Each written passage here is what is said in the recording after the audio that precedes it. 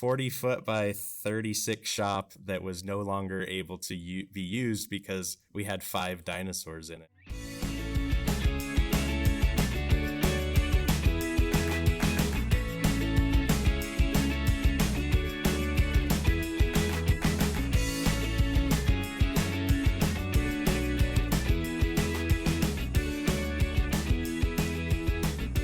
Welcome to the Exploring Washington State podcast. Here's your host, Scott Cowan.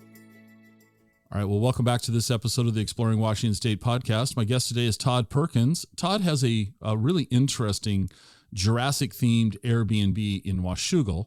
But before we start talking about that, Todd, say hello to the audience and tell us a little bit about you first. Okay, well, yeah, hello.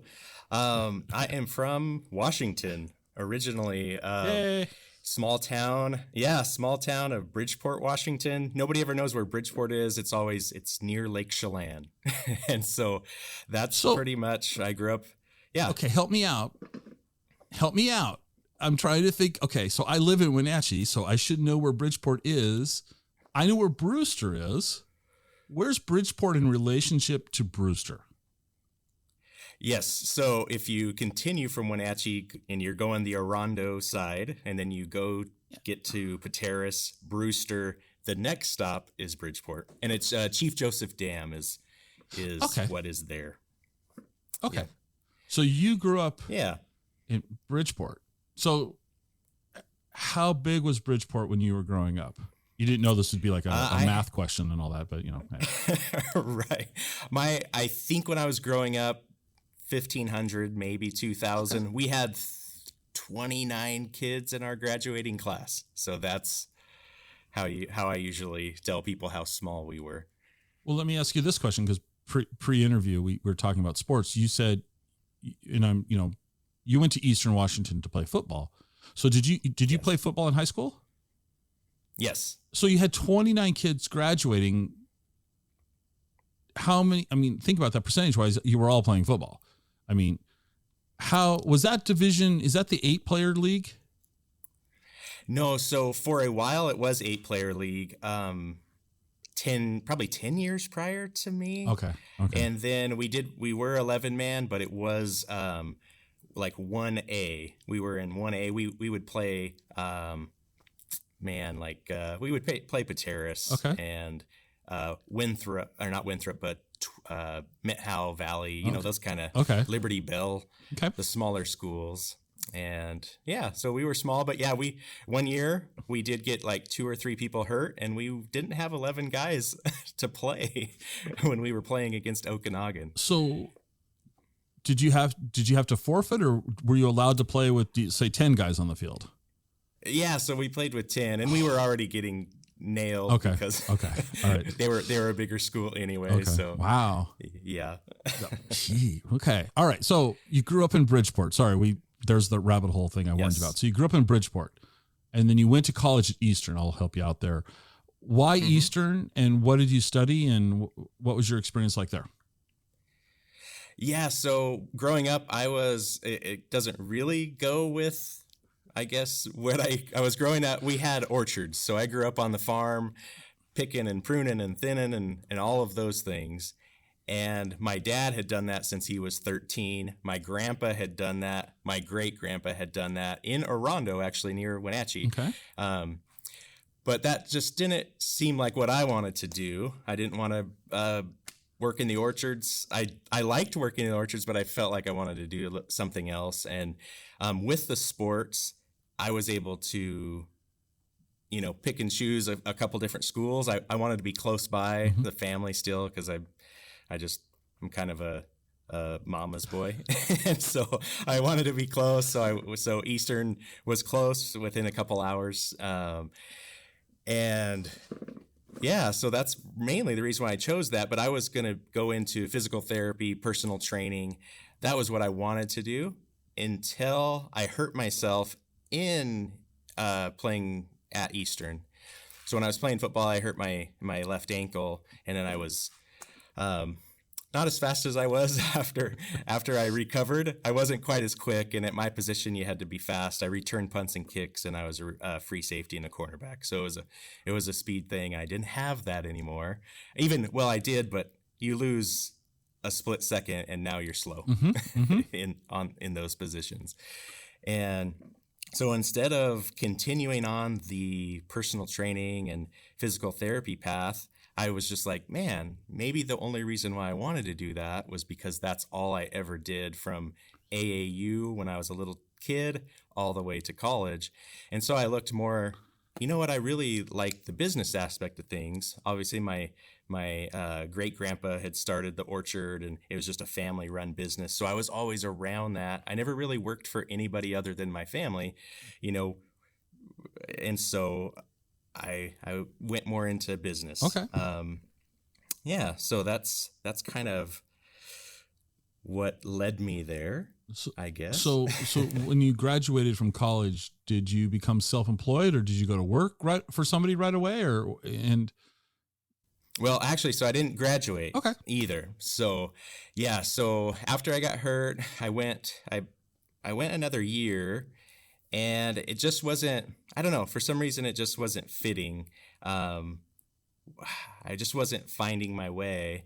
And so I did kind of try a few different self-employed things. It didn't quite work out. And then I fell into, actually I worked for Ford for 3 or 4 years, and as a salesperson. Okay. And it was out towards Cheney, so it was my clientele, farmers and everything. So it worked really well. And then I met my wife. This is actually kind of a good story, because her uncle, her aunt, my wife's aunt, is the matchmaker of the family, I guess. Okay. All right. She was on vacation, and her husband, he came to the Ford dealership and needed a new truck. So I showed him some trucks. He decided on a truck. He had a trade-in, but he didn't have anybody to drive it back, to do the swap. So he said, hey, would you ride with me all the way back to North Spokane, and we'll drop it off and I'll give you a ride back. So we talked. And on the way back, he said, I have a niece, and part of the deal is that you take her out. And so I was, that wasn't what I was thinking about. And so I'm in the truck, and he dials his cell phone, he calls her, and he says, hey, I'm with this guy, and I'm a captive audience in this truck. I'm driving on the way back. And so he gives me the phone, and in the background, he's like, she's coming up for a teacher's conference in a couple weeks, because she taught at Connell High School down by the Tri-Cities where we live now. Okay. And so he said, she's coming up for a teacher's conference. So I just said, well, here's my phone number. If you call me when you're up here, great. If not, no big deal, right? Like I don't think the expectations were there to find your wife driving in a truck with a guy you never met. So, I mean, you could have said, well, I could give you floor mats, or I have to talk to my finance manager, maybe. I mean, oh my gosh. All right. Okay. Right. So, I should have talked to the desk or to the manager about it, right? Yeah. Oh my gosh. So that's how that. So we. So then, if you knew my wife, she never calls anybody. Okay. And it was just it was random that she did call. We met up with a group of her other teacher friends, and then that was kind of it. Well, let me ask you this. Let me interrupt you and ask you this question. So you met her in a group setting. Yes. When did you know? You know what I mean? Man, I mean, it wasn't maybe like the third date, like I really felt pretty, I was definitely the first one to say the 3 words. Okay. All right. If that makes sense. Right. It does. Yeah. Yeah. But so anyway, at our reception, he brought down the truck that he bought, and we had to take pictures with the truck, and so yeah, so it was a really cool story. That's a great story. All right. Yeah, yeah. And so I don't even know where we were at. Well, no, we're just kind of what you were doing after college. See, that's why I. Yeah. Okay, so you were working for a Ford dealership. You get Yes. Well, you were riding shotgun, so we could say it was a shotgun date. I mean, we could just okay, but then you were introduced to the woman who became your wife, and you referenced that she was teaching down near Tri-Cities. When did you move to Tri-Cities?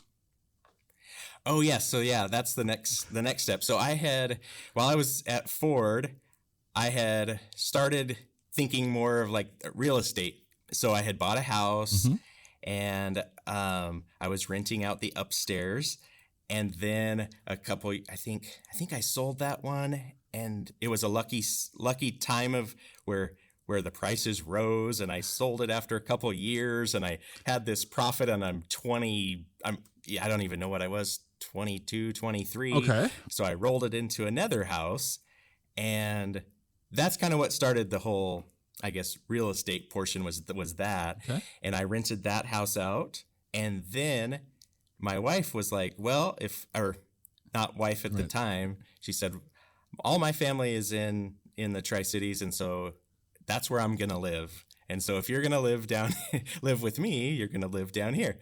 And so I still kept one of the houses up there and rented it out and moved down to Tri-Cities. And I found a job at Hertz. Actually, Hertz has it's rental cars, but it has a car sales division. And so I was one of the finance managers at Hertz for a little while until I met my business partner, who was the other finance manager. And that's when we did our first actual business, started it with my partner then. And that was a car dealership in Hermiston, Oregon. Which is about 30 minutes from the Tri-Cities. Right. Just across the border. Just across the Columbia. Yeah. Okay. Yeah. Yeah. All right. So you started, dabbling in real estate. Mm-hmm. And you ultimately, got married, all of that. And now we're going to flash forward to this Jurassic themed Airbnb. How on earth did you come up with this?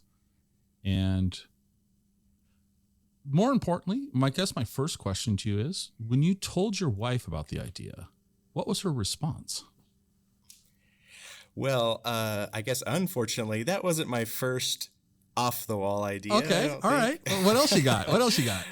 Well, so first, hey, we have a baby on the way, and I'm working at Hertz with this is what I was working with Hertz, had a pretty solid job, insurance, all those things. She was a school teacher, but was going to be losing those benefits. And so I came to her and said, hey, me and my business, we're gonna start a car dealership, and we don't know it's the first thing we've done, and we got a baby on the way, but we're gonna take the chance. So that was the first crazy idea, but it turned out to work. So it did work out. And for a little while, definitely she was concerned.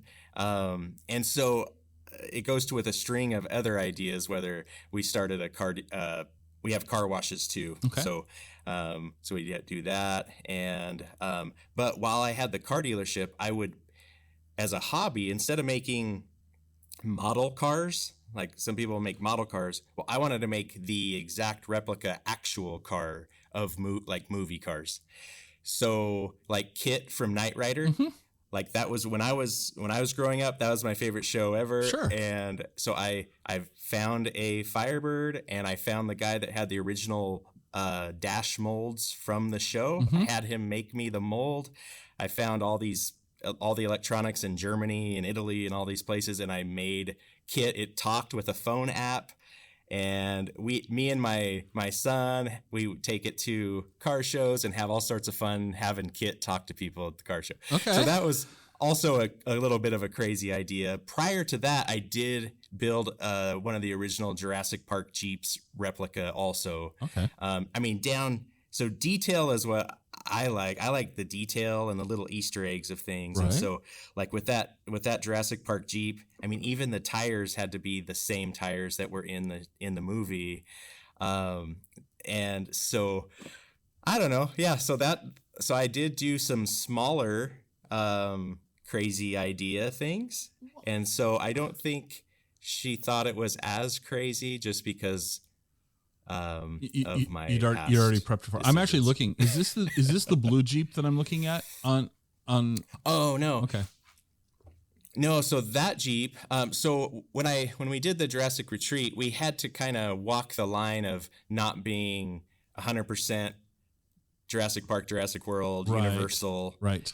because we're not affiliated with Universal or Amblin Entertainment or anything, right? So I was looking at it as, okay, if I was going to make my own little park and I couldn't use the 1992 Jeep Saharas, what would I do? And I found I think it's either a 41 or a 42 Willys. Okay.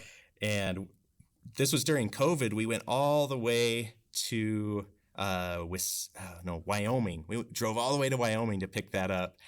And we went through Yellowstone. It was it was a good trip. So the whole family went, but the end result was we picked up the Jeep and we came back. And then me and my son worked on kind of restoring it because it was yellow with orange wheels, and we turned it into more of a theme where it matched the place. Right. And so so that's the house Jeep. The house. It's not, it runs, but it's not for guests to drive around in. Okay. All right. So, well, you're a brave man, you know, pitching the idea of giving up your stable corporate job with benefits to go self-employed. I tip my cap and I applaud you for your bravery. And because I truly think that, well, you could have fallen on your face, but you wouldn't, nothing against your corporate employer, but if you were still there, you'd still be there and it wouldn't be a whole lot different than it was then. So I always applaud people when they take the big leap. But doing it when your wife's pregnant, that's another level of that's another level. Yeah. Okay. Now, when we talked before, you had kind of mentioned, I'm probably butchering this, so you're going to have to clean up after me, but you kind of mentioned that initially you had thought about doing this somewhere else in the state, correct? Correct. You weren't going to do it in where it is located now. What was so when you're starting to, like, you've got the napkin out and you're scribbling your ideas down and it's just kind of your mind's eye and you're like, I want to do this, and it's not all, you haven't like bought the property yet and things like that. Where were you looking? What sort of things were you looking for that you thought would be desirable in this case? Yeah, so I really needed trees. I needed forest. I needed some sort of water nearby. I just wanted to kind of bring those movies to life. And so you had to have those things close by. And so growing up in Bridgeport and my grandpa living near Wenatchee, we'd go to Leavenworth, once or twice a year into that area, and knowing that it was popular and Lake Chelan, and people from the west side come over. So I was trying to actually figure out a good place where the business would actually work, but also it was where I had grown up. And so I had some ties to that area. My grandpa lives in Kashmir now, which is just 20 minutes away, if you will. 20 minutes away. Yeah. And so I thought, hey, it'd be a little bit of a family affair, on stuff. And so, so we went through with it, but it just didn't quite work out in that location. Okay. So then why? So when I ask a question like this, I know kind of the answer, but why Washougal? I know it's got the trees, it's got the water and all that, but what was how did you end up in Washougal? Yeah. So after I knew that it wasn't going to work out because of some short-term rental, rules or laws that were coming out in Chelan County, I decided, well, we need to sell the place and find another location. But being that I had to sell it as a whole, I needed to be able to roll that money into an already built house. Okay. I couldn't just buy land and then rebuild again because of the tax consequences it would have. And so I think we were coming back from the Oregon coast, and we're going up the gorge. Mm-hmm. And when you drive up the gorge, whether it's on the Washington side or the Oregon side, it just feels like you're prehistoric somewhat, the rock formations Mm-hmm. and just the vegetation and all of that. And so I just remember being like, I'm gonna expand my search this way. And because my businesses are in Hermiston, Oregon, I'm only 2.5 hours away from where I am a lot. Mm-hmm. Mm-hmm. So it wasn't as big of a stretch to do that versus like Seattle would be a big stretch for me. Right. But Right. because it's just so far distance wise. And so I really just started scouring and this particular house came up. It was done-ish, probably to the 95%. Okay. And then the rest of it, like the fencing and the rebar and all the things that make it the Jurassic Retreat and not just a house, my cousin helped me with, and the kind of the whole family, just my wife really wanted to get the dinosaurs out of our shop at our house. So she was ready for anything, because we have a 40 foot by 36 shop that was no longer able to be used because we had 5 dinosaurs in it waiting for a home. We're gonna come back to the dinosaurs. We're Right. gonna come back to the dinosaurs. I guess I've got questions there.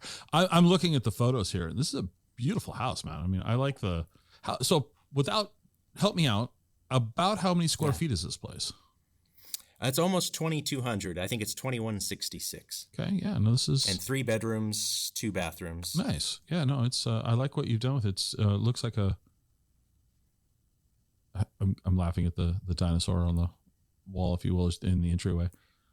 So it was Yeah, so that was the plan. That was the plan, to have it was like a hunting lodge, but with right. dinosaurs, With right? dinosaurs, Like, yeah. there's No. the T-Rex instead of a elk or a Right. moose. No, I like that. So when you say this place was 95% done, so I'm looking at these photographs. Are you saying that this place was pretty much finished like it is right now? Wow.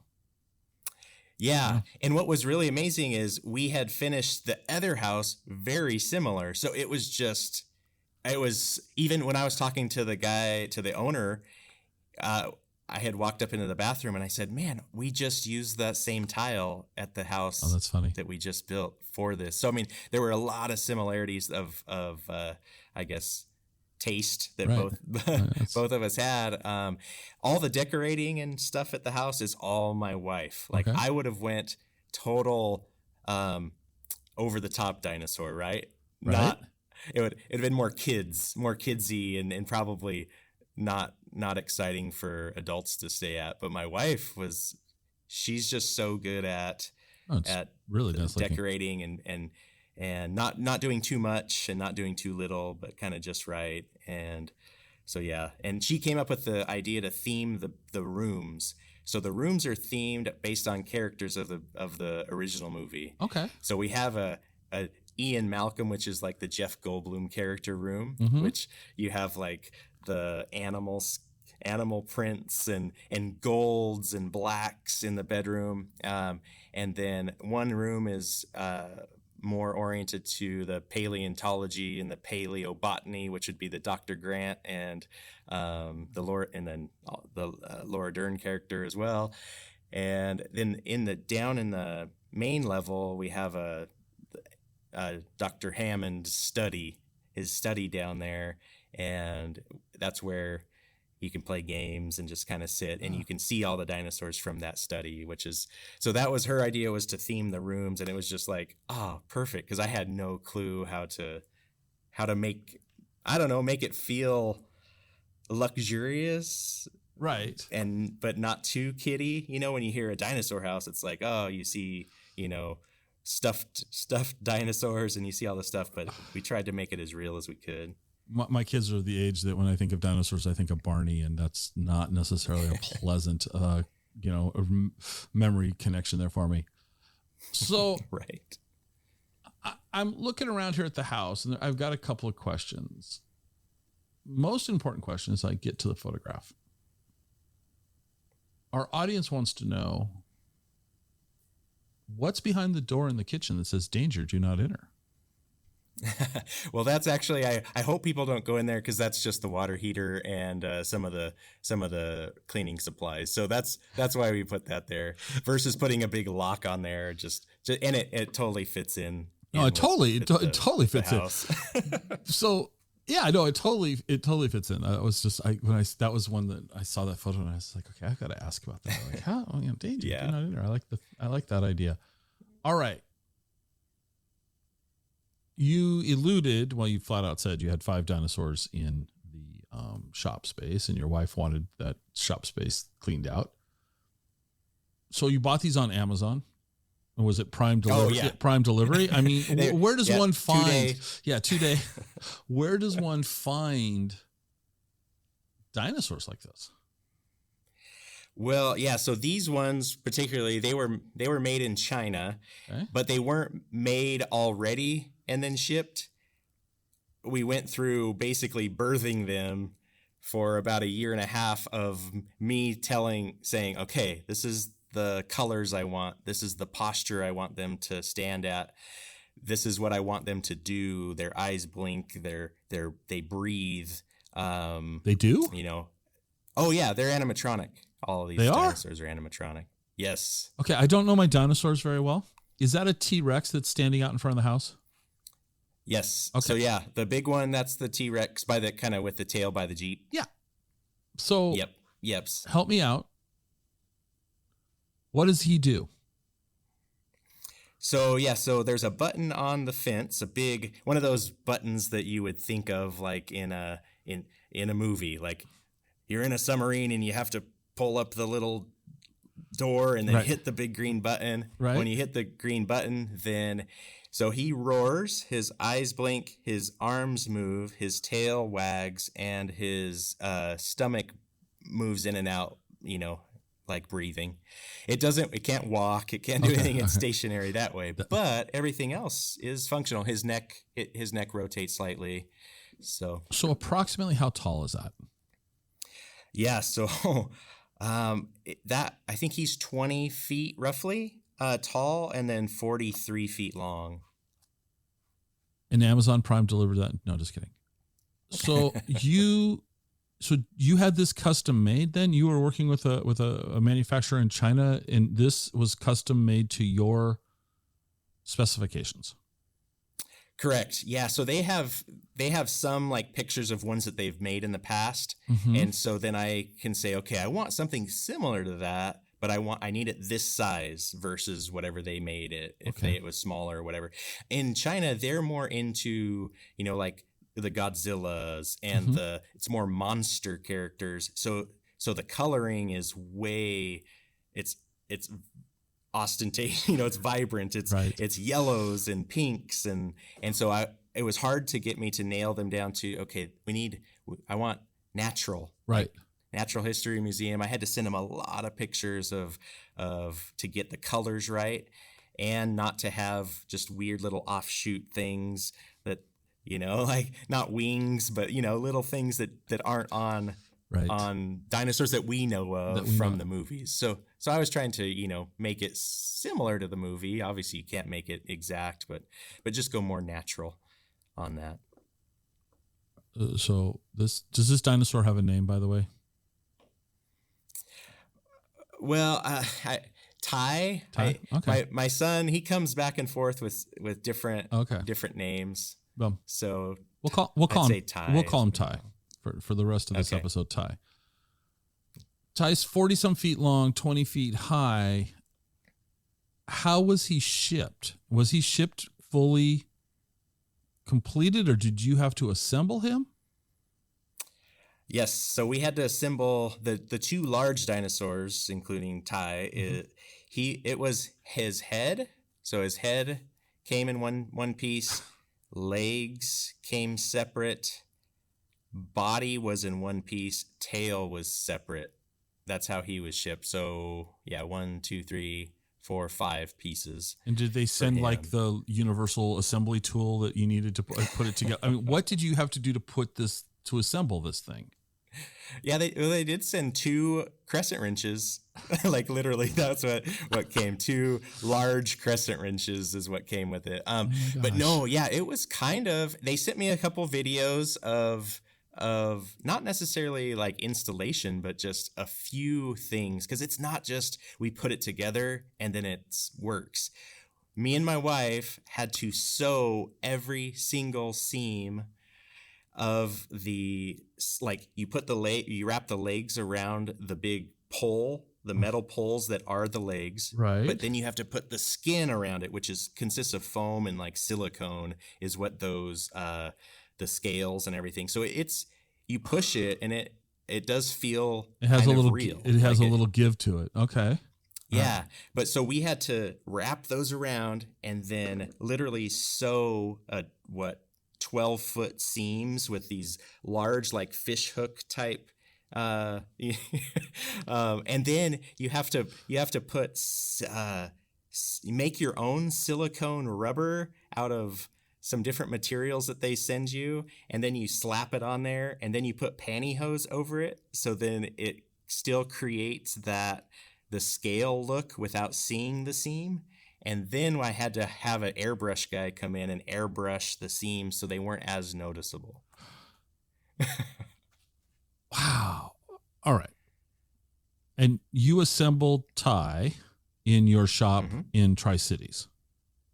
No. So we assembled everything down on site. Okay, you did. Okay. That's not nearly as fun, because I was hoping you were going to say yes, and then we had to put him on a flatbed trailer and scare half of civilization as we drove him through. But I don't get to have that fun. All right. Well, but so Ty wasn't assembled. The long neck one and the Apatosaurus wasn't assembled, but the other 3 were fully assembled driving down the road. Oh my gosh. So the Triceratops 100% assembled, his tail wagging in the wind, and the two raptors, they were, it was like the movie in Jurassic World where he's riding the motorcycle and the raptors are running right next to him. Oh my gosh. It felt that way. I was driving down the road with 2 raptors back in my trailer. My son is sitting there. He's counting how many people are videoing them as he's driving down the road, and so it was pretty fun. He's 11, so he was like, oh, you're father of the year forever because of this, man. I mean, think of the stories he's gonna tell. That time my dad and I took the dinosaurs down the road. I mean, he's golden for stories the rest of his life. Yeah. So, wow, approximately how long did it take you to assemble Ty? Let's see. To fully assemble, it took at least a couple weeks. Wow. To just get him put together. We had to rent heavy machinery like the big telehandler forklifts. Right. And so I only had those for a set amount of time. And I think I had them rented for only 2 or 3 days. And it was me and my cousin, and we just tried and tried. The first night we thought we were like, we're going to have to hire somebody. We don't know we couldn't get it to work because they didn't send any instructions on which way the legs went on the T-Rex on Ty. And so we had them backwards. We had them sideways. We didn't know. And then finally, luckily it so when you're dealing with the Chinese, manufacturer, everything, I have to talk to them at midnight to get answers. And so luckily somebody answered and said, oh yeah, look at the little notches. I mean, we're talking probably a 12-foot or 12-inch piece of metal. And they said, oh, look for the little half a centimeter notch that's under grease. And then that'll tell you line that notch up with that other notch on the, and I'm like, how in the world would I ever have known that? But so once we figured that out, then we were pretty golden. It just took, just a lot of. Why didn't you look on YouTube and just see how they were put together? I mean, just like everybody else. I mean, can't you just go on YouTube and how to assemble a dinosaur? I mean, come on. Oh my gosh. Yeah, that was the hard part because that's how. Yeah, building stuff usually. Yeah, it's just YouTube. But just YouTube it. Like Uncharted. Yeah. You should have filmed a video of it. You could have been the YouTube dinosaur king. Right. Oh my gosh. Well, from a manufacturing standpoint, from the time you made contact with the company that ended up doing the work to delivery, how long did that take? It was pretty much a year. Okay. That's actually not that bad. Yeah, no, if you saw how they're made and what's underneath them, it's really not that complicated inside. It's steel, little steel poles, and they form it, but then everything else is foam. They just put foam on it, and then they shave the foam. And then the only thing that is the time consuming thing is with foam, with little heat. They're not heat guns, they're heat pins. Okay. And every single scale and detail was done by a human with a heat pin. So when you see those scales, every single one was done by, I think I saw pictures they sent me one time, and there was like 5 people with heat pins just drawing the scales on there. I mean, it's amazing. It's amazing. All right. So, okay. Timeline. Had you purchased the property before the dinosaurs, or Leavenworth property was the dinosaurs in timeline with the Leavenworth property, and did you already have them when you bought the Washougal property? Yeah, so I believe we bought the property itself for Leavenworth first. Okay. And then, because I saw it there, I was like, okay. And then I used where I thought they were going to go to make the dinosaurs, because I thought they were going to be in certain locations up there. And so, yeah, so property first, then dinosaurs. So dinosaurs didn't get to go to Leavenworth. In turn, they had to get shipped in shipping containers to my house. Okay. Instead of Leavenworth, which would have made it much easier to transport because they would have been dropped off at the front driveway and not 3.5 hours down the gorge. So yeah, but you don't have as many. You got more stories this way. Come on, you've got more stories.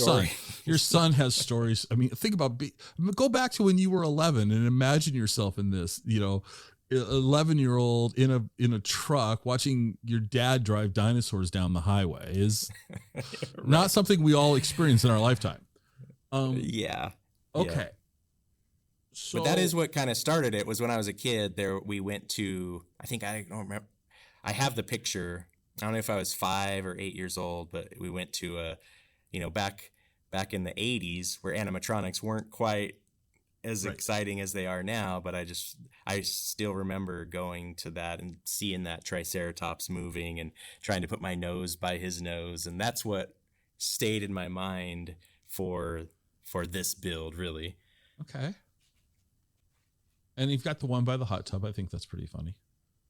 So we built a little raptor enclosure. Yeah, I think that's pretty funny.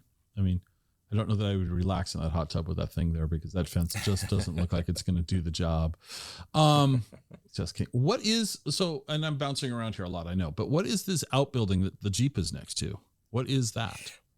Yeah, so the outbuilding was already there. Yeah, so it was already there. That's what houses the pressure tank for the well. That's what I thought. Okay. And that kind of stuff. So it's nothing exciting, but so we decided to make it part of the place. Seemed dangerous.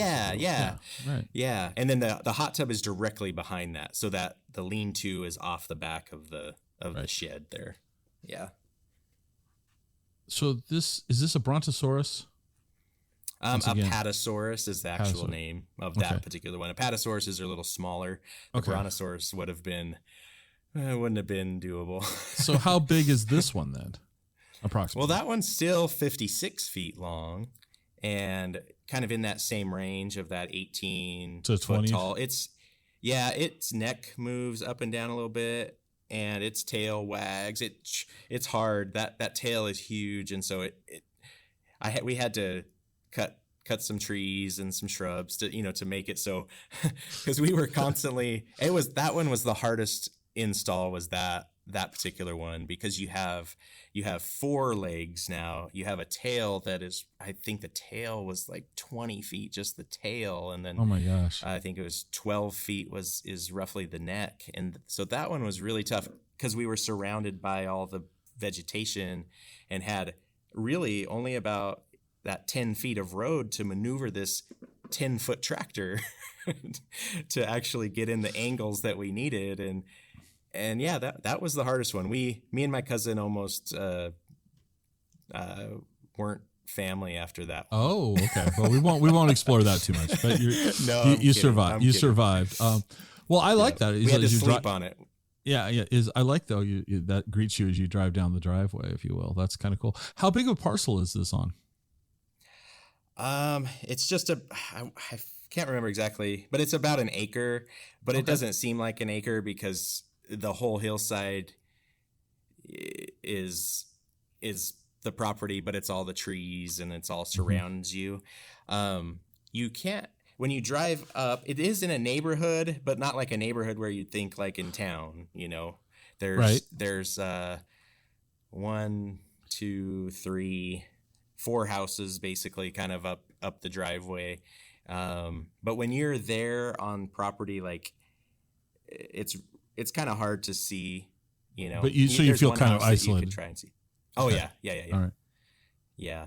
And right now is the time of year down there where the blackberry bushes are growing and all the vegetation is like at its height before, in the fall. The fall is beautiful for, a few weeks because of just the colors. Mm-hmm. But right now it's like, it feels like Jurassic Park because everything's like at its height of growing season.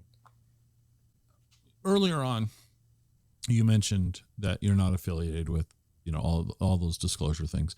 Has anyone approached you about this?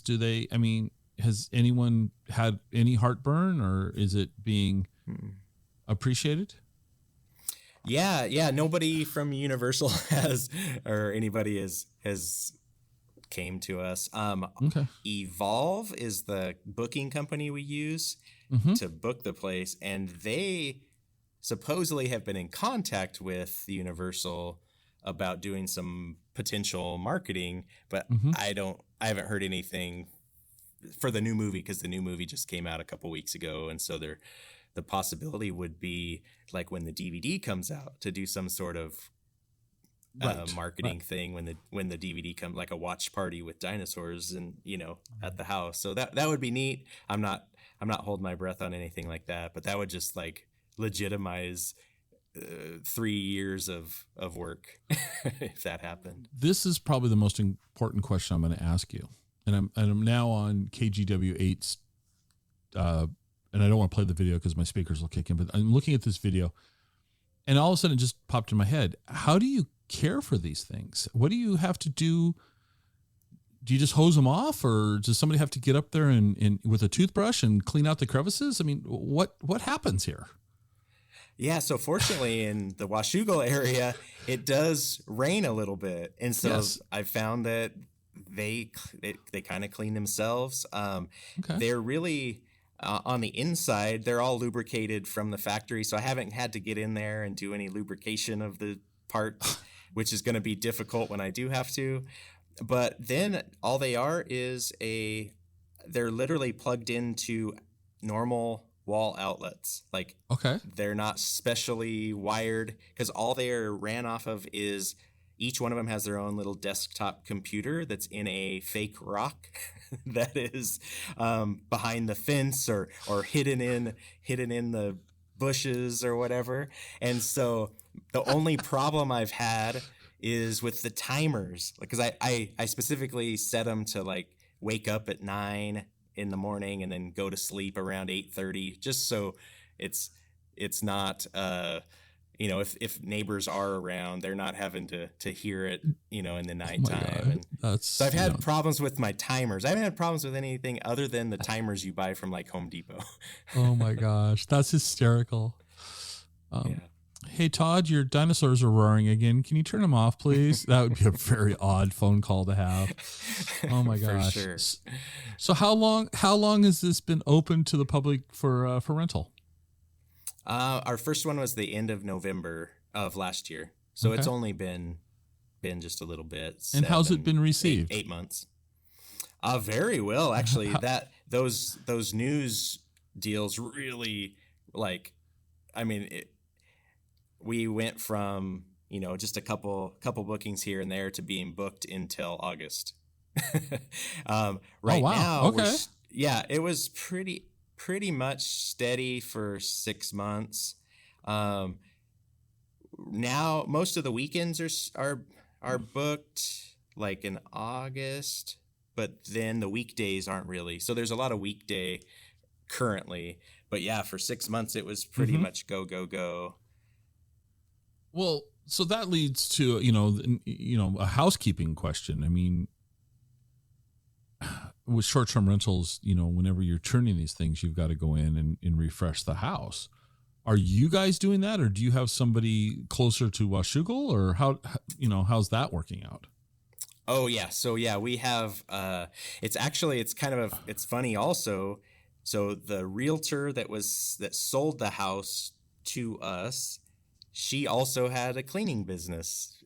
And so I had another cleaning company come, but they were closer to Portland. And so they were like, it's really far for us to come, especially if you're going to be booked pretty solid. But no, it's called Busy Bee. They are on it. And her husband, he does the hot tub. He does little maintenance stuff.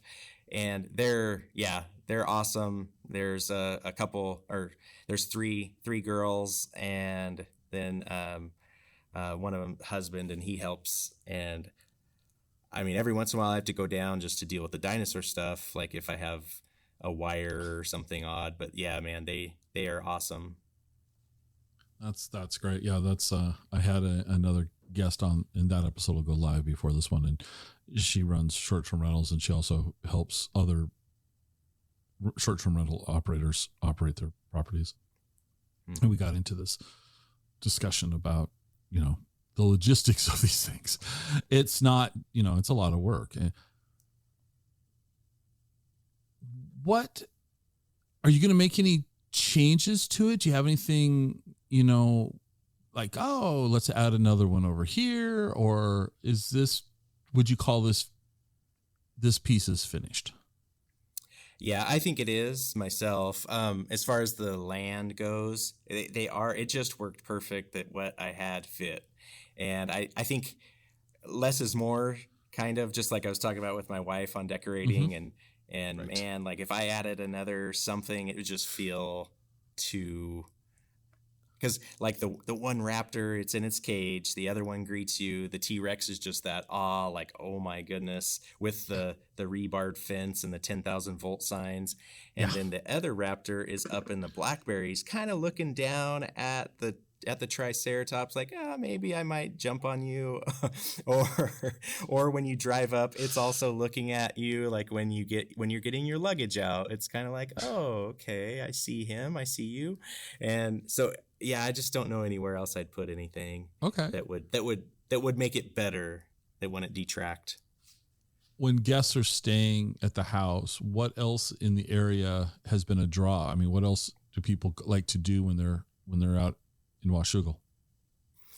Yeah, so for the most part, most people that do go there that I've seen, they really want to watch all the movies there. Because I have all the DVDs there, and then I also have pretty much any other Spielberg movie is there, like Jaws and Indiana Jones. Those are kind of, for me, that was my inspiration, was those movies, and so those are there to watch. But to venture out, it's really outdoor activities like hiking, There's a really cool, it's called Dugan Falls, and it's about 5 miles down the road. The house is off Washougal River Road, which you would assume that there's a Washougal River right pretty close.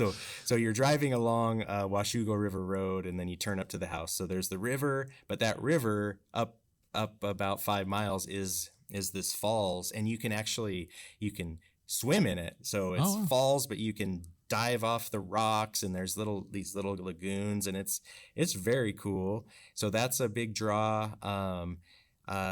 Beacon Rock is fairly close. It's about 15 minutes away, which if you Google Beacon Rock, you'll see how amazing it is. And when you think of the gorge and you think of Jurassic Park and you think of that and you see it does kind of feel like that scene in the first movie where they look out and they see all the dinosaurs for the first time, and it's just like, oh my goodness, this is a different world.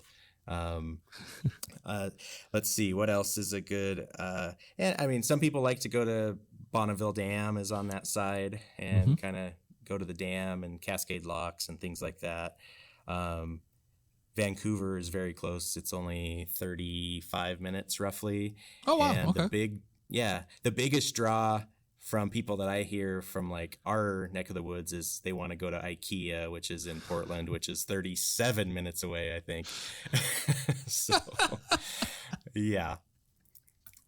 So I think it becomes about shopping for people that are coming, but people that are from Portland and the area, they want to be around the house, and then, maybe go on some trails and things like that. There are, if you look up like that All Trails app and you go on that, there's trails all around. Cape Horn is a really cool one. Okay. That one's a neat one, because then you get the same view as from Beacon Rock, but you don't have to go all the way up Beacon Rock on that Cape Horn trail. Where is the most, I don't want to say this. So who's traveled the farthest to stay here so far? You said Portland, you said but has anybody, come from, say, Florida? Not that I know of. I know the first was, I believe, from California. So we've had, California is probably the one that I noticed the most, other than Seattle, Portland. There's been, was it Montana? Maybe a Montana. Oh yeah, there was definitely a Montana, at least. So kind of still all west.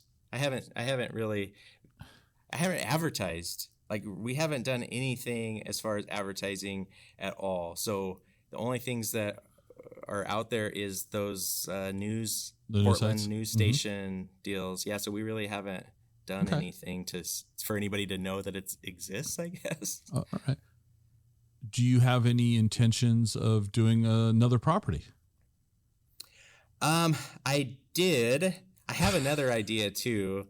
That's not Jurassic Park oriented, but I don't know. I have, there's quite a few other ideas that I have, but I just haven't quite found the right place. And also, I don't think the timing is right as well with the real estate market. It just seems a little inflated to me. So I'm just kind of sitting back right now and waiting, really. But I have some ideas that might involve Transformers. I have ideas that involve different things from my childhood that I'd like to bring to life. What about Knight Rider? You could have the talking car out there, Well, unless I could get Hasselhoff as to be there, I probably wouldn't. I did Knight Rider, so I don't know.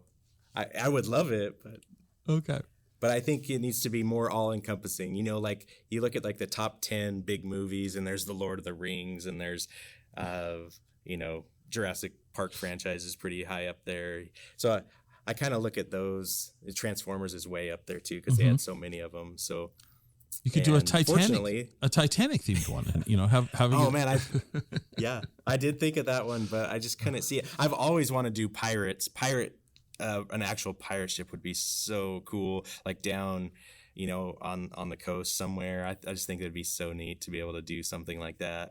That would be interesting. But again, it gets so hard with all of the short-term rental rules and regulations, and so even when you go down and you look at the coast, there's not many places at the coast that you can even do short-term rentals anymore that aren't regulated. So it does get hard. It does. Yeah, it does get a little challenging.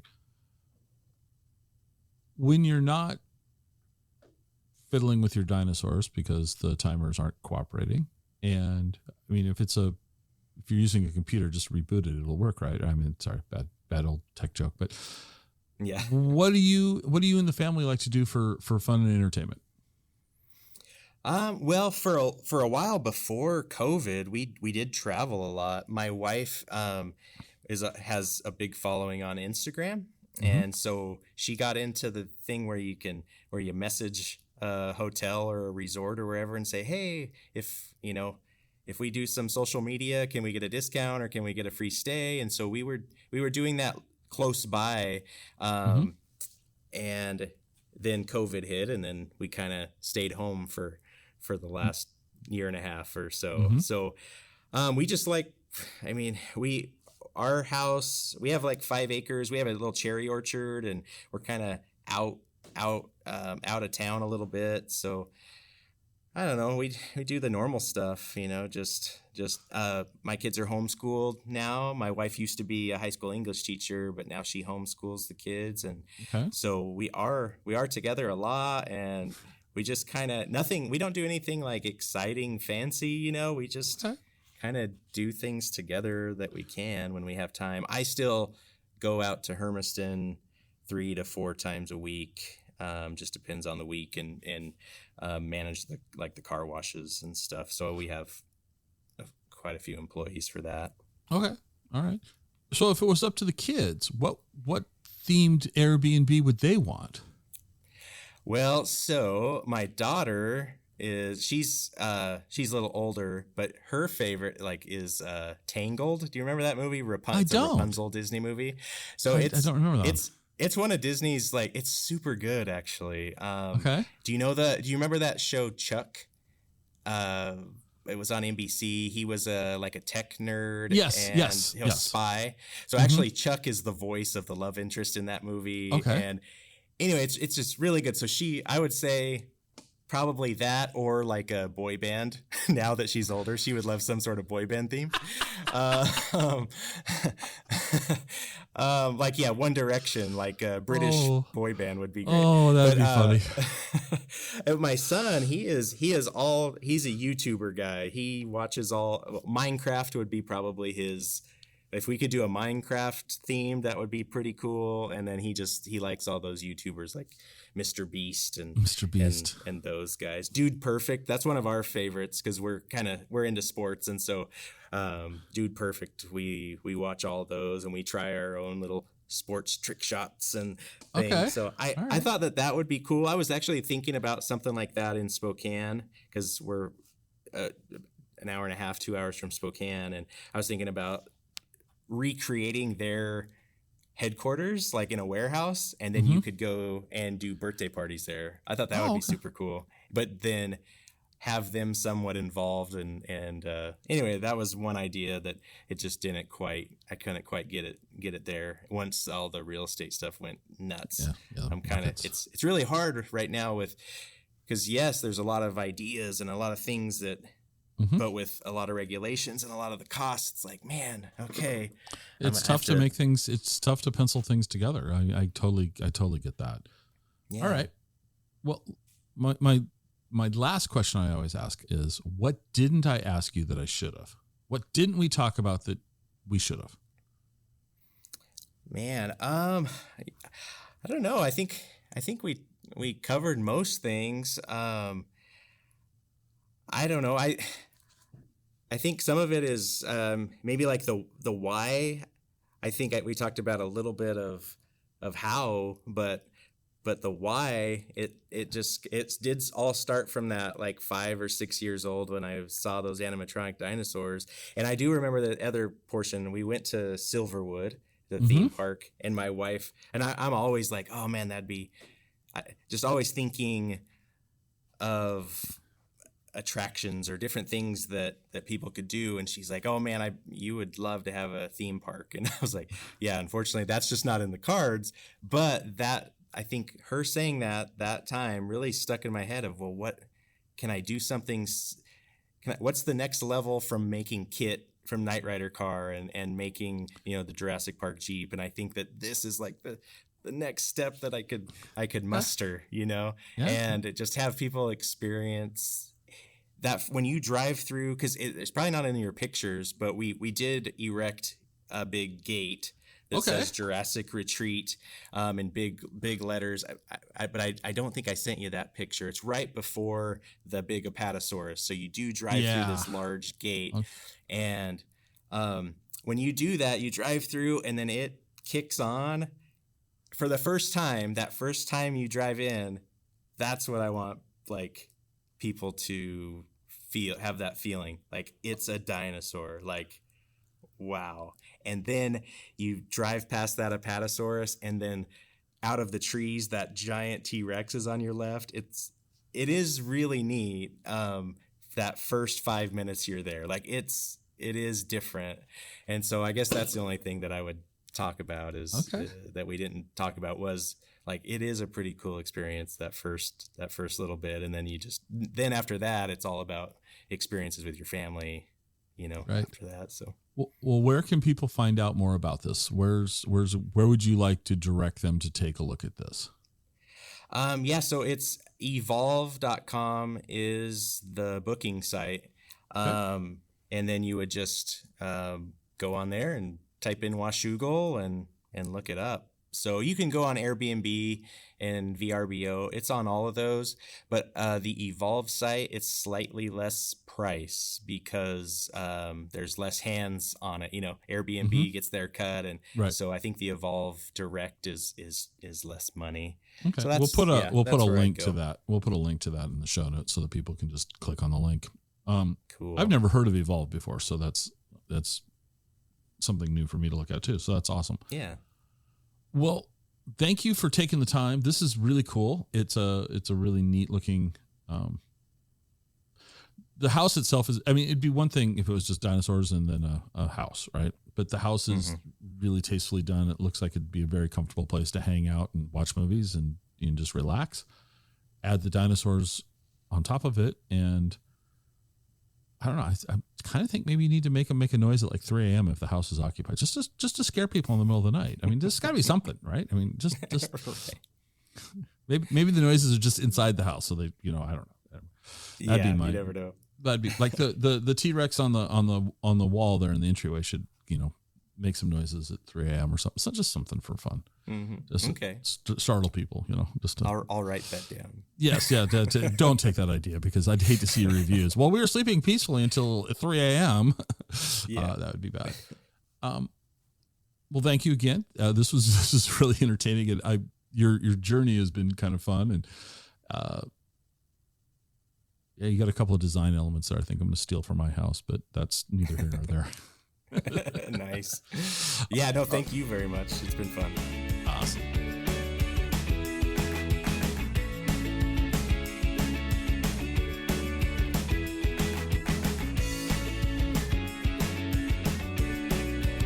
Join us next time for another episode of the Exploring Washington State podcast.